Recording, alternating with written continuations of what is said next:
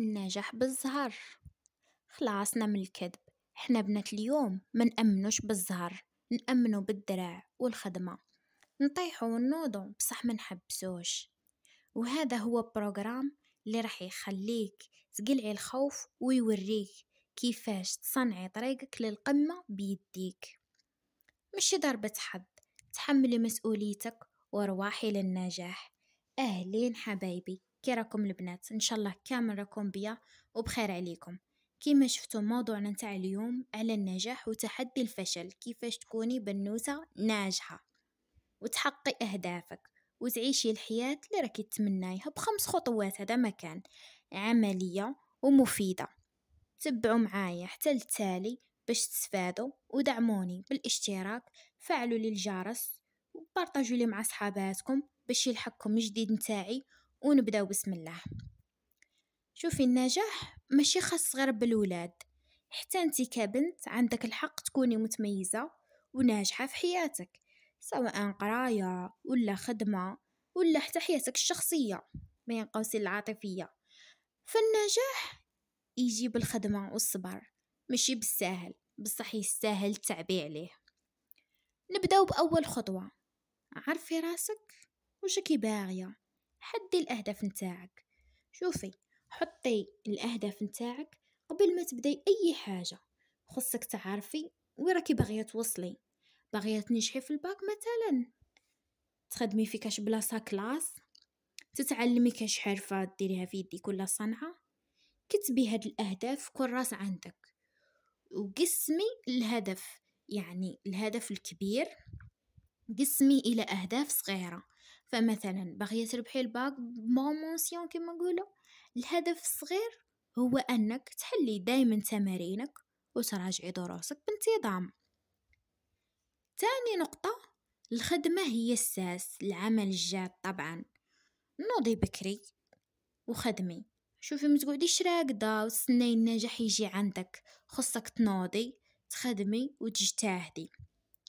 شوفي، تجنبي التسويف، بلا ما تقولي غدوة ندير من بعد شوية. الخدمة نتاع اليوم هي اليوم، ما تتأجلش. كذلك نظمي وقتك، خدمي جدول بروجرام للخدمة ولا القراية نتاعك باش ما يتخلطوش عليك الأمور، ما تكثرش عليك الحالة، كل شيء خصه يتنظم. عندنا ثالث نقطة، طريق طويلة بصح تكمل بالصبر والهنا. الاستمرارية ثم الاستمرارية، الصبر مفتاح الفرج. شوفي، النجاح ما يجيش بين ليلة وضحاها، راح تلقاي بزاف صعوبات وتفشلي مرات، بصح خصك تصبري وتنوضي مجددا. أنا هنا كما يقولوا دائما راني هنا، دائما جديد. تعلمي من أخطائك، الفشل ماشي هو النهاية، هو فرصة باش تتعلمي وتعاودي المحاولة بطريقة أفضل وأحسن. ديري قفزة، ما تستسلميش، ما تخليش الإحباط يسيطر عليك، خلي دايما النار تاع العزيمة شاعلة فيك. رابع نقطة، خلي دايما عقلك مفتوح للتطور الذاتي.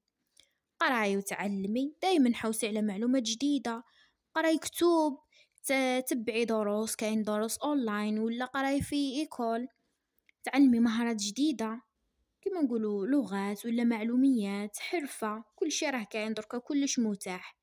طوري راسك، خصك تكوني عندك عقلية نتاع النمو، اللي كي تقول أنا نقدر نتعلم ونحسن أي حاجة بالعزيمة نتاعي وخدمتي. خالطي راسك مع ناس ناجحين، ريحي مع الناس اللي عندهم طموح وإيجابيين، وخطيك من دوك السلبيين، لخاطرش الطاقة السلبية كتعدي. نجو الخامس نقطة وآخرها، تهلاي في صحتك، العناية بالنفس. شوفي، السبور والماكلة الصحية، فالعقل السليم في الجسم السليم. ما تنسايش تاكلي مليح حبيبتي، ديري سبور، يالو كان حركة خفاف كما نقولوا احنا كوردة، نط الحبل ولا رقص، تعلمي رقص الشرقي ورقص الغربي، كل شي دخليه. ولا تمشاي، عندك ساعة تاع مشي، خرجي هكا في الهواء ومنه تمشاي، خوي عقلك، تهلاي في صحتك.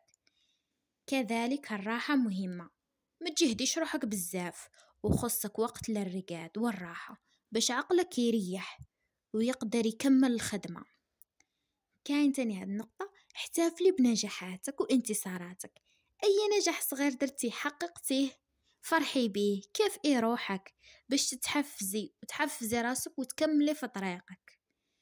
والخلاصة حبيبتي، النجاح بيدك نتيا، كوني قوية، ثقي في قدراتك، خدمي مليح وصبري. الفشل ماهوش غير خطوة في طريق النجاح، نجاح عظيم. ما تكونيش فاشلة، كوني انتي هي البنت الناجحة اللي راكي تحلمي بيها. مثلا تكون عندك كاش قدوة، كاش إنسانة ناجحة، انتي كونيها، انتي قدوة روحك. وربي يوفقك حبيبتي ويسدد خطاك